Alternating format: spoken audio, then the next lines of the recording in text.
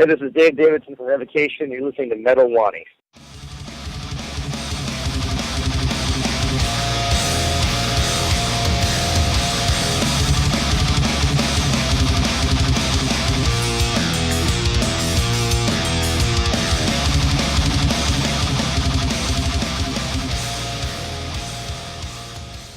So David Davidson, the man so nice they named him twice. How you guys doing today?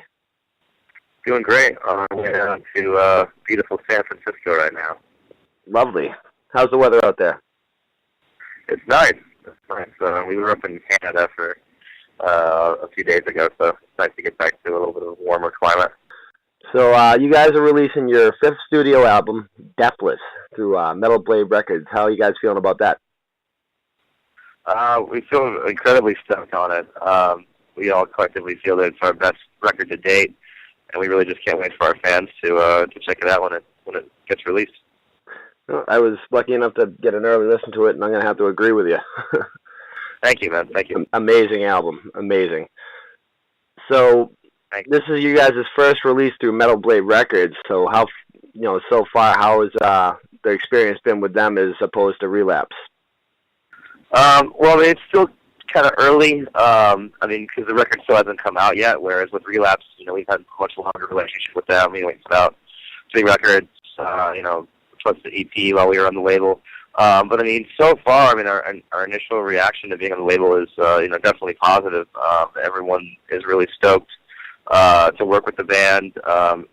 Any meetings that we've had, they all talk about how pumped they are on the record and like that. So that's always good when you're working with a new team and everyone just right out the gate is pumped on the record. And it seems like from a press and promotion standpoint, it's been getting a lot of hype. So it definitely seems like they're pushing the record on their end. So we got pretty high hopes for the release of this to do pretty well. Nice, very good. So now this is the second time you guys have worked with the amazingly talented Zeus over at Planet Z Studios in Hadley, Massachusetts. How is it working with him? It's great. Zeus is just a really positive guy, really fun to be around. He knows how to get the sound we're looking for, and he's also been doing this a long time. So, everything ran really smoothly. There was no real hiccups in the studio at all, which is nice. Another reason I like Zeus is because he's always sort of open to trying new ideas and stuff like that. It never feels like we're under the gun and we can't experiment. Like whenever different ideas came up in the studio, he was always like, "Yeah, let's record it, see how it sounds." So it's always cool when you're working with someone that really wants to get the best possible product out of the band. So I heard a rumor that you guys are getting rid of the classic Revocation logo. If this is true, what was the reasoning behind that? We're never going to get rid of that logo. Basically on the new album, we're doing just a little bit of a different logo. It's essentially just more of like a readable kind of thing. We felt that it just sort of fit with the vibe of the album cover to have something not as busy on it because the album cover is so intricate and detailed. So the logo actually isn't even going to be on the album cover. It's going to be on a sticker. But it's just something a little bit different to show a different side of the band. Because we are this band has got a lot of different elements to it. So I think having a different logo, would make sense a little bit. Mm-hmm. So we're not going to be clear. We're not going to get rid of the old logo. Awesome. Yeah, that was definitely a cool logo. So yeah, you definitely want to keep that. Yeah. It'll always be in use in one form or another. Oh, absolutely. Plus the guy that made it worked real hard on it. Yeah. So you guys going from not too long ago playing underground clubs and tiny basements and to these big world tours, is a hell of an accomplishment. Was there ever a moment where you guys just stopped and looked at each other and just realized we made it as a metal band? I don't know. I mean, I think we're still growing. We're still not where we want to be. So it's hard to say, especially when you're living it day to day. You don't really maybe see your progress in giant leaps. You see it on much smaller increments. But I mean, I will say that the first time we ever flew out to a gig, I mean, that was a big turning point. I think we did a silent thing where we flew out and did a couple shows, and it was just whoa, someone's actually paying for us to get in this an airplane and go to another state. Or we went to Japan. That was a big step for the band, going overseas, experiencing a totally different culture and stuff like that. So there's definitely been milestones that we all look at each other and went whoa, this is pretty fucking cool. It's definitely cool. That's definitely really cool. So you yourself attended Berklee. Do you think that your higher musical education is an attributing factor to the success of Revocation? I don't know. I mean, I think it definitely has made me a more informed player, and it's definitely affected the way I write in certain ways. I think certainly for solo sections, how I'll approach different things. When I went to Berklee, I studied with so many different amazing musicians, so I got so many different perspectives on how to approach the guitar. Things like phrasing, composition, even tone. I learned so much from so many different people, so I think all that stuff definitely seeps in. I mean, a lot of the stuff I really changed the way I necessarily write riffs. I mean, for me, if I'm just sitting down with my guitar, I'm just usually trying to write something that I think sounds cool or moves me in a certain way, rather than thinking about okay, what's the theory behind this or that. I mean, I can analyze it after the fact, but a lot of the stuff is sort of just a natural, intuitive process for me. But I think certainly, when it comes down to thinking about solo construction or, composing things, on a larger scale, adding contrast and dynamics, a lot of the stuff that I've learned at Berklee is definitely stuck with me. Very cool. Yeah, the whole thing. It's one of those things that really can't hurt you, right? What's that? I said that's what going to Berklee is one of those things that really can't hurt. Yeah. Well, it didn't hurt. Other than financially, I'm sure. Yeah. Well, I was lucky enough to get a good chunk of scholarship money to go there. That's always a good sign. Definitely ease the burden. They have different performance-based scholarships, so I was able to not have to pay for the full ride, which was nice. Nice. So, coming from an area with a historically strong metal scene, do you guys feel that this kind of helped you on your way to success, or did the abundance of other bands in the area make it harder for Revocation to break out? I think the Boston scene definitely helped us. We would play. It's just got such a diverse scene. There's a lot of metal bands of all different genres, and there's also a really big DIY punk scene as well. And we would play with punk bands, with metal bands. You just basically play with everyone in different sets. We would do a death metal show at O'Brien's, which is a small bar in Austin. And then, I know O'Brien's very well. yeah. And then we the next weekend we might play, a basement show or some a band warehouse in Dorchester somewhere with a bunch of punk and hardcore bands. So,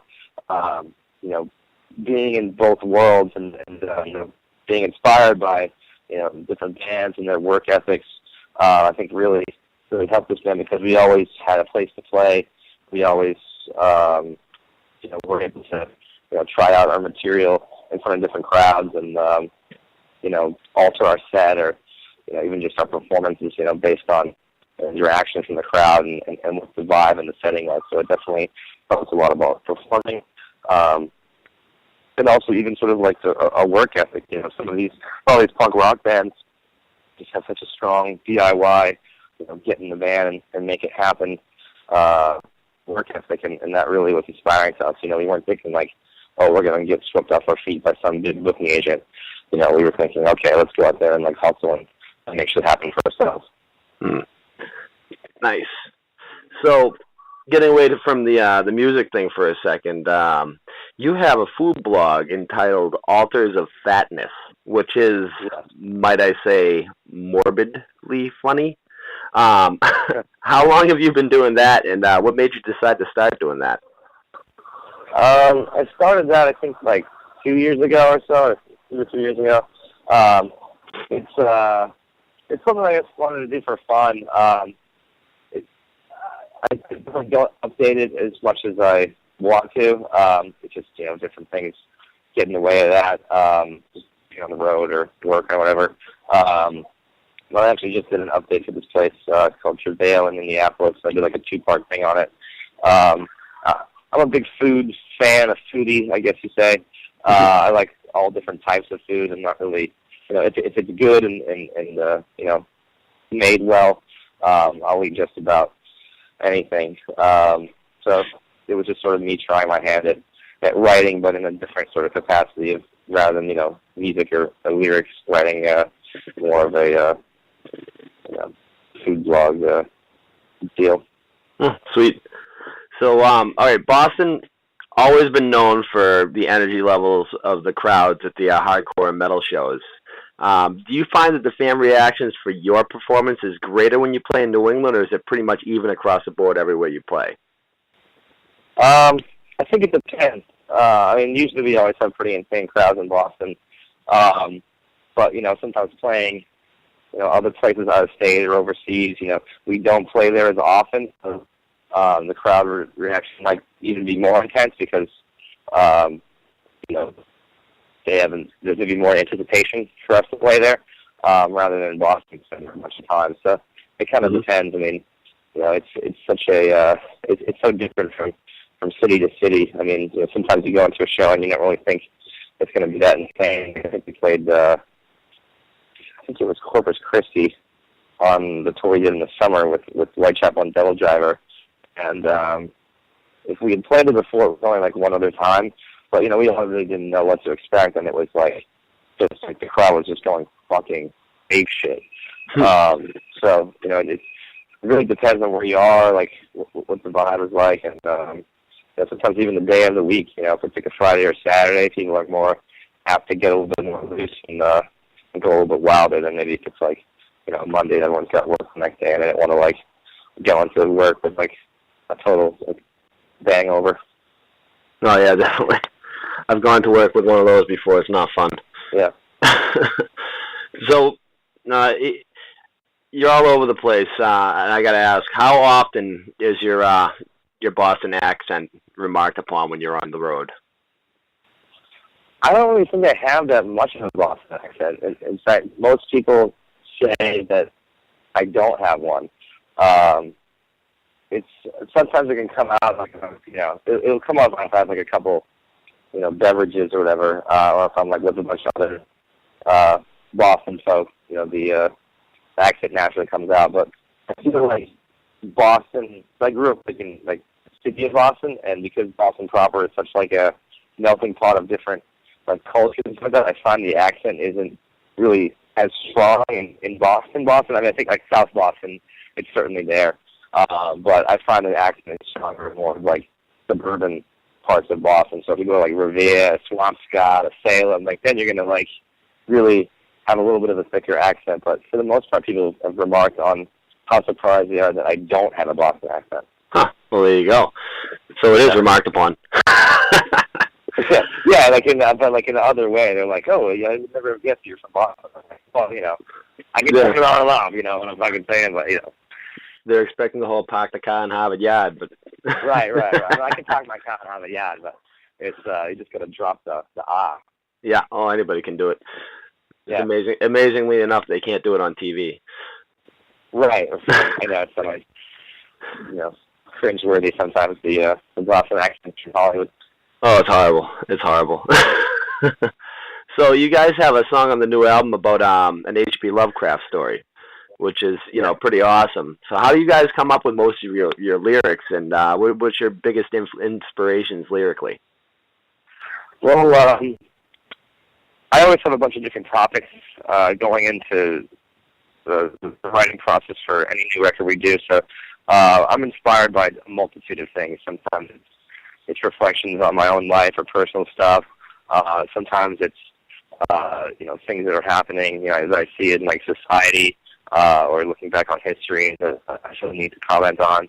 And then other times it's more of like an escapism, where I'm inspired by the writings of like Lovecraft, with the whole sci-fi horror nature of his writings. I think is just very inspiring and great fodder for metal songs.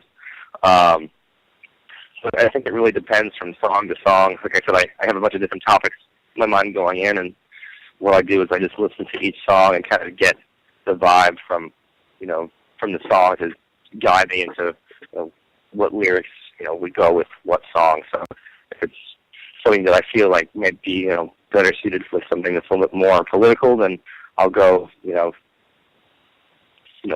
about the topic that I want to talk about, whatever the political subject matter is, and write the lyrics based on that topic around that song structure. And then if it's a different song that is more,